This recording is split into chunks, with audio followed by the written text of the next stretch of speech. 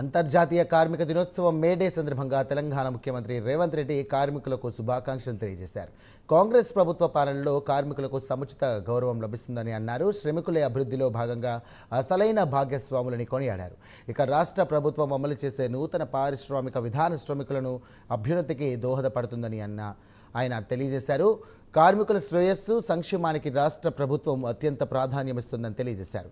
ఇక మేడే స్ఫూర్తితో ప్రజాప్రభుత్వం అనేక సంక్షేమ అభివృద్ధి కార్యక్రమాలను అమలు చేస్తోందని సీఎం రేవంత్ రెడ్డి తెలిపారు.